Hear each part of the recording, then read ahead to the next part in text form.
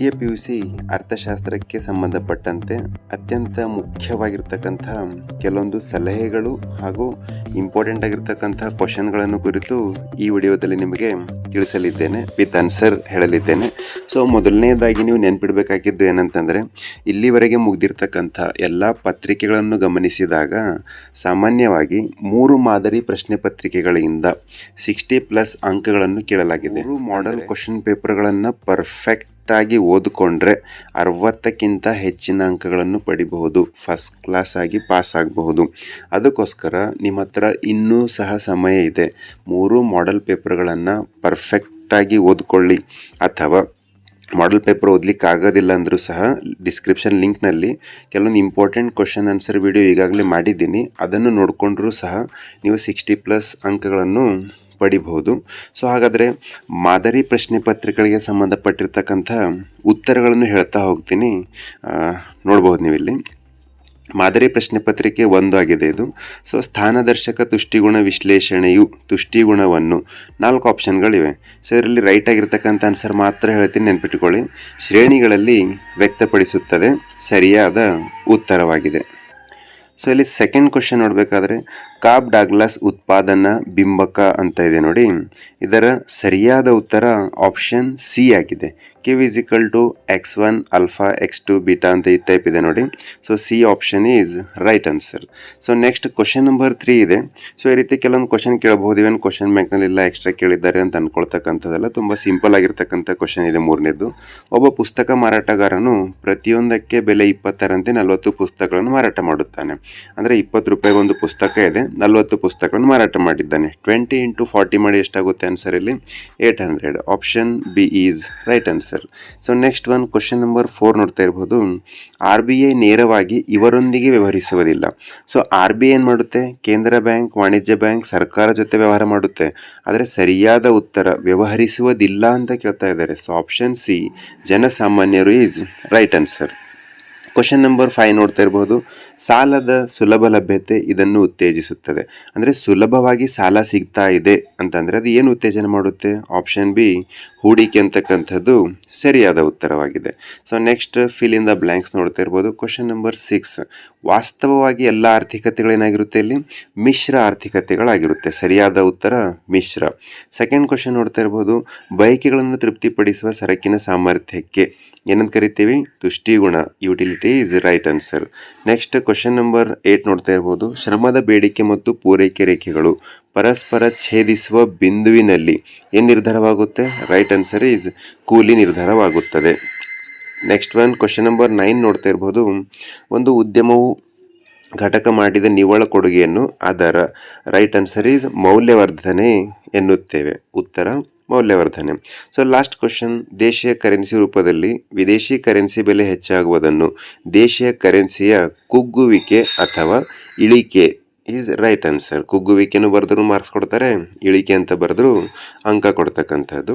So ನಾವಿಲ್ಲಿ ಹೊಂದಿಸಿ ಬರೆಯಿರಿ ನೋಡಬೇಕಾದ್ರೆ, 1ನೇದು ಪೂರಕ ಸರಕುಗಳು, ರೈಟ್ ಆನ್ಸರ್ ಯಾವುದು?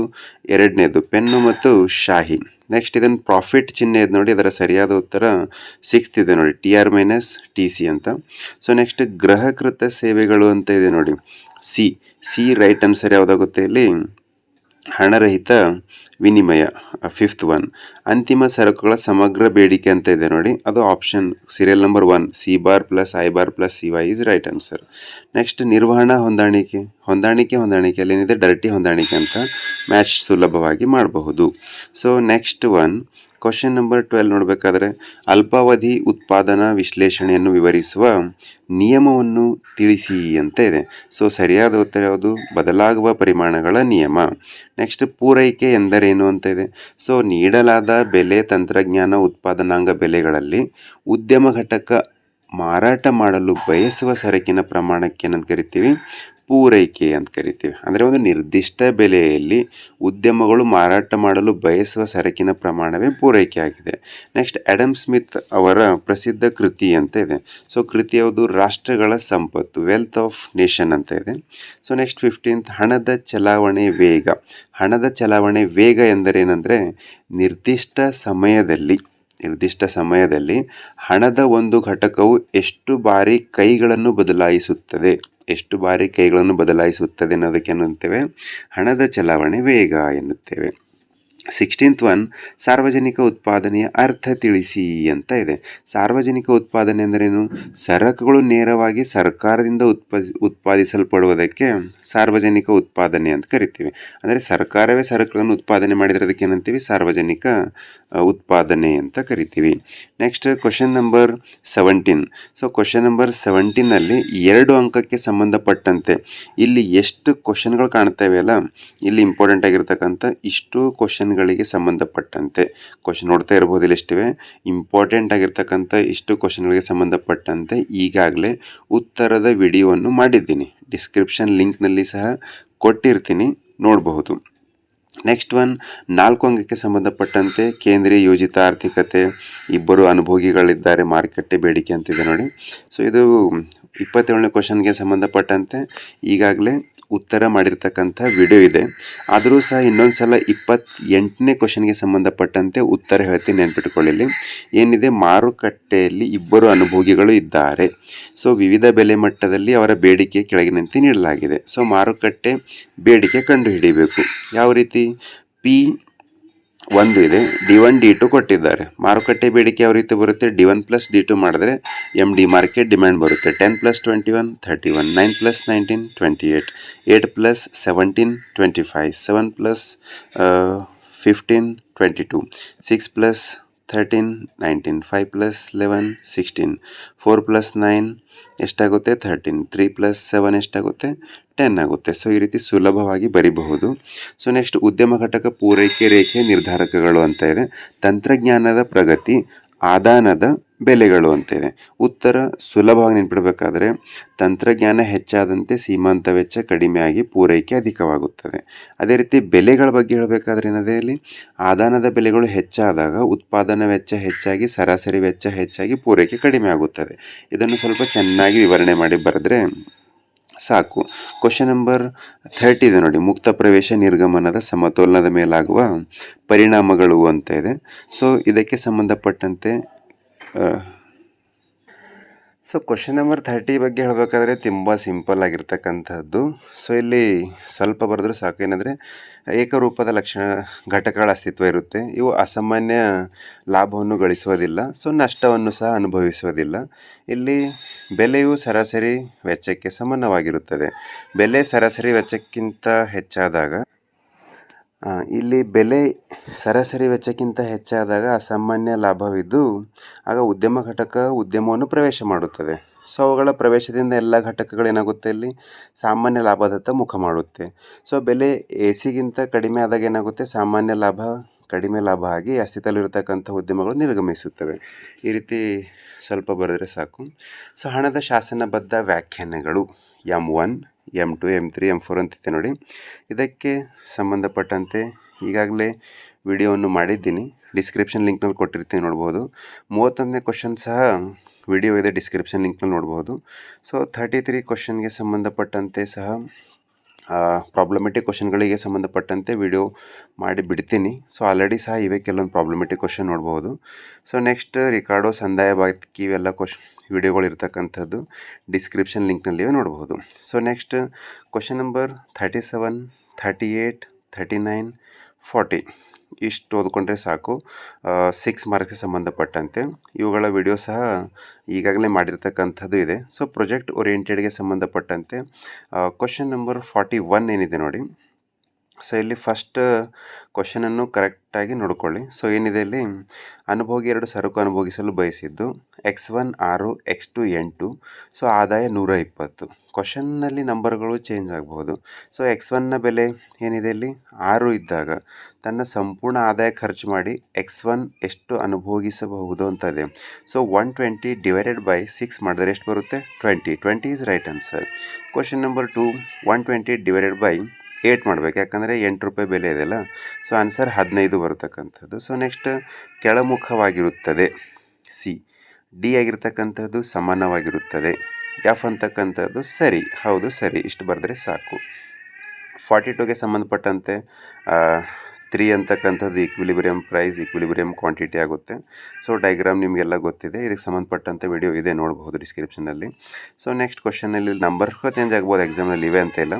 ಸೊ ಫಸ್ಟ್ ಗ್ಯಾಪ್ ಇರ್ತಕ್ಕಂಥ 3500, ಸೆಕೆಂಡ್ ಗ್ಯಾಪ್ ಇರ್ತಕ್ಕಂಥ 4800, ನೆಕ್ಸ್ಟ್ 4800, ನೆಕ್ಸ್ಟ್ ಗ್ಯಾಪ್ ಇರ್ತಕ್ಕಂಥ 7, ಲಾಸ್ಟಿಗೂ 7 ಬರ್ತಕ್ಕಂಥದ್ದು.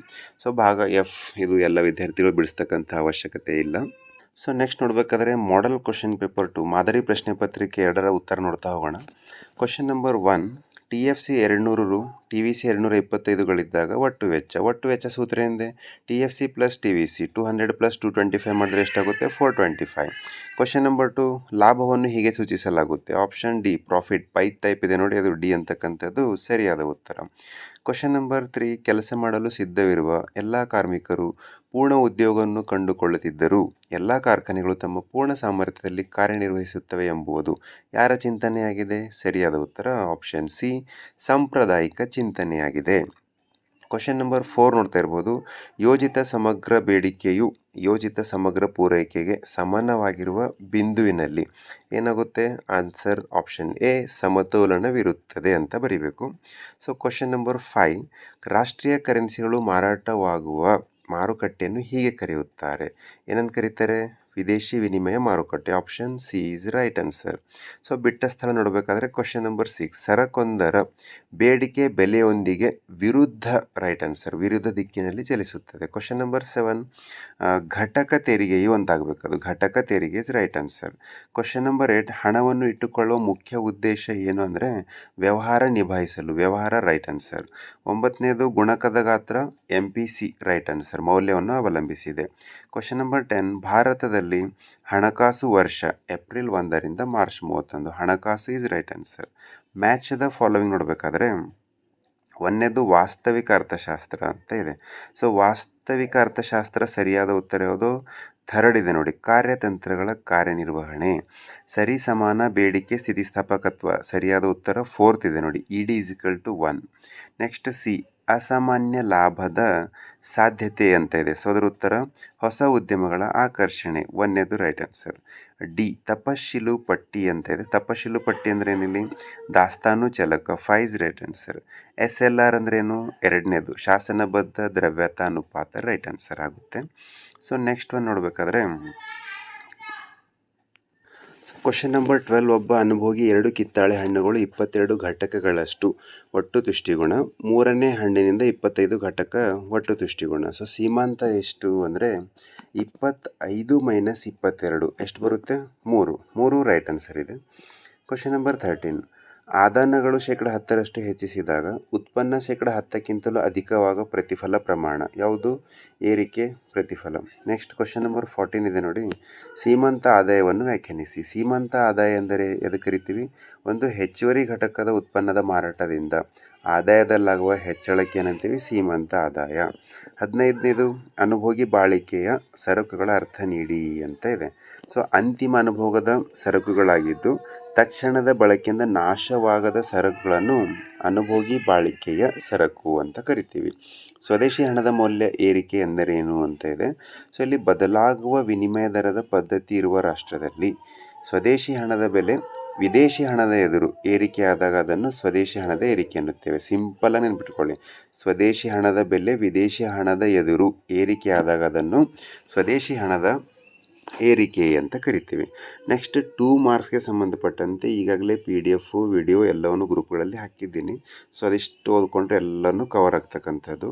ಸೊ ನೆಕ್ಸ್ಟ್ ಇಲ್ಲಿ 4 ಮಾರ್ಕ್ಸ್ 4 ಅಂಕಕ್ಕೆ ಸಂಬಂಧಪಟ್ಟಂತೆ ಕ್ವಶನ್ ನಂಬರ್ 1, ಕ್ವಶನ್ ನಂಬರ್ 2 ಈಗಾಗಲೇ ವಿಡಿಯೋಗಳನ್ನು ಮಾಡಿರ್ತಕ್ಕಂಥದ್ದು ಇದೆ. ಸೊ ಅಷ್ಟು ನೋಡಿಕೊಂಡ್ರೆ ಸಾಕು. ಸೊ ನೆಕ್ಸ್ಟ್ 3 × 6 ಮಾರ್ಕ್ಸ್ಗೆ ಬೇಡಿಕೆ ಪಲ್ಲಟಗಳ ವಿಡಿಯೋ ಇದೆ, ಪರಿಣಾಮ. ನೆಕ್ಸ್ಟ್ ಕ್ವಶನ್ ನಂಬರ್ 38, 39, 40 ಇವೆಲ್ಲ ಸಂಬಂಧಪಟ್ಟಂತೆ ವಿಡಿಯೋ ಇದೆ. ಡಿಸ್ಕ್ರಿಪ್ಷನ್ ಲಿಂಕ್ನಲ್ಲಿ ಕೊಟ್ಟಿರ್ತೀನಿ, ನೋಡ್ಬೋದು. ಸೊ ಇವು ಪ್ರಾಬ್ಲಮೆಟಿಕ್ ಪ್ರೊಜೆಕ್ಟ್ ಓರಿಯೆಂಟೆಡ್ ಇವೆ ನೋಡಿ. ಇವುಗಳು ಅದೇ ಸೇಮ್ ಉತ್ತರ ಬರ್ತಕ್ಕಂಥದ್ದು. ಸೊ ಸುಲಭವಾಗಿರ್ತಕ್ಕಂಥ ಕ್ವಶನ್ಸ್ಗಳೇ ಆಗಿವೆ. ಸೊ ಇವು ಪ್ರಾಕ್ಟೀಸ್ ಪರ್ಫೆಕ್ಟಾಗಿ ಮಾಡ್ಕೊಳ್ಳಿ. ಇವು ಯಾವಂತಂದರೆ project oriented.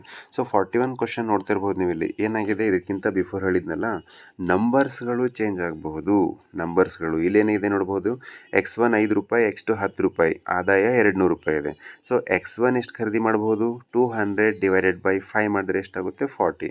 So X1 40 is right answer. X2 ಬೆಲೆ ಎಷ್ಟಿದೆ, 10 ಇದೆ. ಸೊ 200 / 10 is 20 ಖರೀದಿ ಮಾಡ್ಬೋದು. ಕ್ವಶನ್ ನಂಬರ್ 3 ಕೆಳಮುಖವಾಗಿರುತ್ತದೆ. ಕ್ವಶನ್ ನಂಬರ್ ಡಿ ಇದೆ ನೋಡಿ, ಸಮಾನವಾಗಿರುತ್ತದೆ. ಕ್ವಶನ್ ನಂಬರ್ ಎಫ್ ಸರಿಯಾಗಿರುತ್ತದೆ. ನೆಕ್ಸ್ಟ್ ಇದು ಸಮತೋಲನ 3 ಸರಿ ಇದೆ, ಬೆಲೆನೂ 3 ಅಂತಕ್ಕಂಥದ್ದಾಗುತ್ತೆ. ಸೊ ಇದು ಡೈಗ್ರಾಮ್ ಹಾಕಬೇಕಷ್ಟೆ. ಸೊ 43ಗೆ ಸಂಬಂಧಪಟ್ಟಂತೆ ಹೇಳಬೇಕಾದ್ರೆ 1ನೇ ಕಾಲಮ್ನಲ್ಲಿ ಗ್ಯಾಪ್ ಇರತಕ್ಕಂಥದ್ದು 700, 2ನೇ ಕಾಲಮ್ 900, 3ನೇ ಕಾಲಮ್ 900, 4ನೇದು 1500, 5ನೇದು 1500 ಬರುತ್ತೆ. ಇದಕ್ಕೆ ಸಂಬಂಧಪಟ್ಟಂತೆ ಯಾವ ರೀತಿ ಬರುತ್ತೆ, ಏನು ಇಕ್ವೇಷನ್ ಅಂತ ವಿಡಿಯೋ ಡಿಸ್ಕ್ರಿಪ್ಷನಲ್ಲಿ ಇದೆ, ನೋಡಬಹುದು. So next model question paper 3 ಮಾದರಿ ಪ್ರಶ್ನೆ ಪತ್ರಿಕೆ 3 ಇದೆ ನೋಡಿ. ಸೊ ಕ್ವಶನ್ ನಂಬರ್ 1 ನೋಡ್ತಾ ಇರ್ಬೋದು. ಈ ಕೆಳಗಿನ ಯಾವುದು ಸೂಕ್ಷ್ಮ ಅರ್ಥಶಾಸ್ತ್ರದ ಉದಾಹರಣೆ? ಸರಿಯಾದ ಉತ್ತರ ನಿಮಗೆಲ್ಲ ಗೊತ್ತಿದೆ, ಆಪ್ಷನ್ ಬಿ ಅನುಭೋಗಿ ವರ್ತನೆ ಅಂತಕ್ಕಂಥದ್ದು. ನೆಕ್ಸ್ಟ್ 2ನೇ ಕ್ವಶನ್, ಟಿ ಯು ಸ್ಥಿರವಾಗಿದ್ದಾಗ ಎಮ್ ಯು ಏನಾಗುತ್ತೆ, ಶೂನ್ಯವಾಗಿರುತ್ತದೆ. ಕ್ವಶನ್ ನಂಬರ್ 3, ಉದ್ಯಮ ಘಟಕದ ಸಂಖ್ಯೆಯಲ್ಲಿನ ಹೆಚ್ಚಳದ ಪರಿಣಾಮವಾಗಿ ಪೂರೈಕೆ ಹೆಚ್ಚಾಗುತ್ತದೆ, ಆಗ ಪೂರೈಕೆ ರೇಖೆಯು, ಸರಿಯಾದ ಉತ್ತರ, ಬಲಕ್ಕೆ ಪಲ್ಲಟಗೊಳ್ಳುತ್ತದೆ. ಕ್ವಶನ್ ನಂಬರ್ 4, ಉತ್ಪಾದನಾಂಗ ವೆಚ್ಚದಲ್ಲಿ ನಿವ್ವಳ ರಾಷ್ಟ್ರೀಯ ಉತ್ಪನ್ನವನ್ನು ಹೀಗೆನ್ನುತ್ತೇವೆ. ಸರಿಯಾದ ಉತ್ತರ ರಾಷ್ಟ್ರೀಯ ಆದಾಯ ಅಂತಕ್ಕಂಥದ್ದು, ಆಪ್ಷನ್ ಎ. ಕ್ವಶನ್ ನಂಬರ್ 5, ಹೆಚ್ಚು ಉದ್ಯೋಗ ಮಟ್ಟ ಪರಿಸ್ಥಿತಿಯಲ್ಲಿ ಬೇಡಿಕೆಗೆ ಲಭ್ಯವಿರುವ ಉತ್ಪನ್ನಕ್ಕಿಂತ ಅಧಿಕವಾದಾಗ ಉಂಟಾಗುವ ಸನ್ನಿವೇಶ. ಕ್ವಶನ್ ನಂಬರ್ 5 ಸರಿಯಾದ ಉತ್ತರ ಅತಿ ಪ್ರಸರಣವಾಗಿದೆ.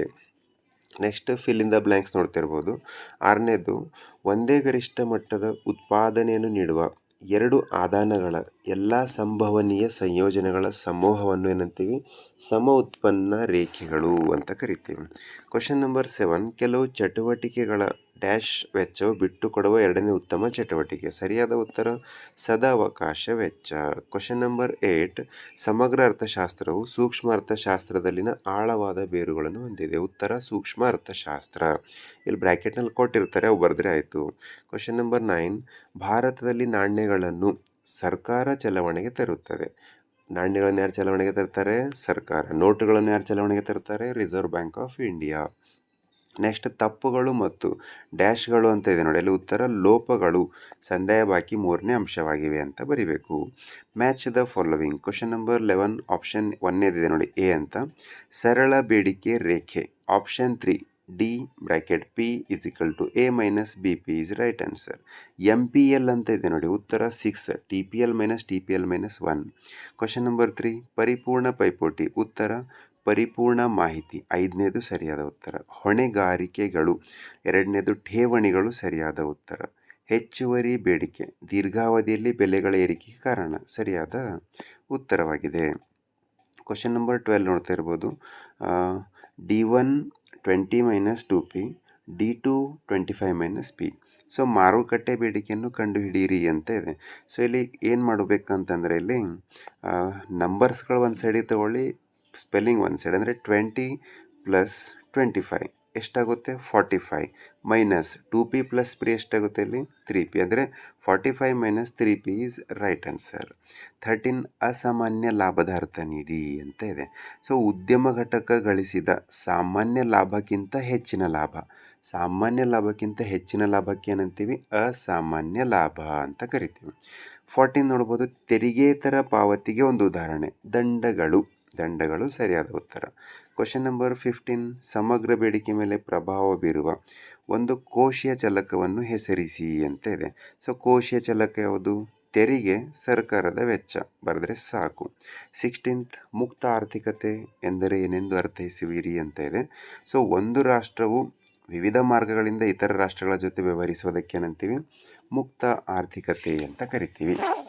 ಸೊ ಮೂಲ ಆರ್ಥಿಕ ಚಟುವಟಿಕೆಗಳನ್ನು ಪಟ್ಟಿ ಮಾಡಿ ಅಂತ ಇದೆ.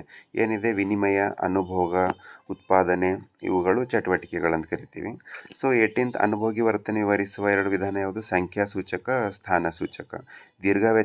ದೀರ್ಘಾವಧಿ ವೆಚ್ಚಗಳವು LRAC ಮತ್ತು LRMC, ದೀರ್ಘಾವಧಿ ಸರಾಸರಿ, ದೀರ್ಘಾವಧಿ ಸೀಮಾಂತ ವೆಚ್ಚ. 20 ನೋಡ್ತಾ ಇರ್ಬೋದು, ಪೂರೈಕೆ ನಿರ್ಧರಿಸುವ 2 ಅಂಶಗಳು, ತಂತ್ರಜ್ಞಾನ ಪ್ರಗತಿ, ಆದಾನದ ಬೆಲೆಗಳು. ಇಂಪಾರ್ಟೆಂಟ್ ಇದೆ, ನೆನ್ಪಿಟ್ಕೊಳ್ಳಿ. 21 ಬೆಲೆ ಪೂರೈಕೆ ಸ್ಥಿತಿಸ್ಥಾಪಕತ್ವ, ಸರಕಿನ ಬೆಲೆಯಲ್ಲಿನ ಬದಲಾವಣೆಯಿಂದ ಪೂರೈಕೆ ಪ್ರತಿಕ್ರಿಯಿಸುವುದಕ್ಕೆ ಏನಂತೀವಿ, ಪೂರೈಕೆ ಸ್ಥಿತಿಸ್ಥಾಪಕತ್ವ. Equation change q divided by change p into p by q. ಇವುಗಳ ವಿಡಿಯೋ ಇದೆ, ಆದರೂ ಸಹ ಸುಮ್ಮನೆ ಗೊತ್ತಿರಲಿ ಅಂತ ಆನ್ಸರ್ ಹೇಳ್ತಾ ಇದ್ದೀನಿ. ಸೊ ವಿಡಿಯೋದಲ್ಲಿ ನೋಡಿಕೊಂಡು ಓದ್ಕೊಳ್ಬೋದು, ಡಿಸ್ಕ್ರಿಪ್ಷನಲ್ಲಿ ಕೊಟ್ಟಿರ್ತೀನಿ.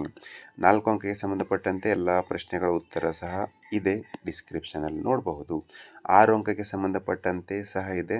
ಸೊ 3 ಮಾಡೆಲ್ ಪೇಪರ್ನಲ್ಲಿರ್ತಕ್ಕಂತಹ 4, 5, 6 ಅಂಕದ ಪ್ರಶ್ನೆಗಳು ಪರ್ಫೆಕ್ಟಾಗಿ ಓದ್ಕೊಂಡ್ರೆ ಎಲ್ಲ ಲಾಂಗ್ ಕ್ವಶನ್ಗಳನ್ನು ನೀವು ಟಚ್ ಮಾಡಬಹುದು, ಬರಿಬಹುದು. ಸೊ ನೆಕ್ಸ್ಟ್ ಪ್ರೊಜೆಕ್ಟ್ ಓರಿಯೆಂಟೆಡ್ಗೆ ಸಂಬಂಧಪಟ್ಟಂತೆ ನಂಬರ್ಗಳು ಚೇಂಜ್ ಆಗಬಹುದು. ಸೊ ಪರ್ಫೆಕ್ಟಾಗಿ ನೆನ್ಪಿಟ್ಕೊಳ್ಳಿ, ನಂಬರ್ಸ್ಗಳು ಚೇಂಜ್ ಆಗಬಹುದು. ಆವಾಗ ಉತ್ತರ ಯಾವ ರೀತಿ ಮಾಡಬೇಕು ಎಂಬುದು ನೆನ್ಪಿಟ್ಕೊಳ್ಳಿ.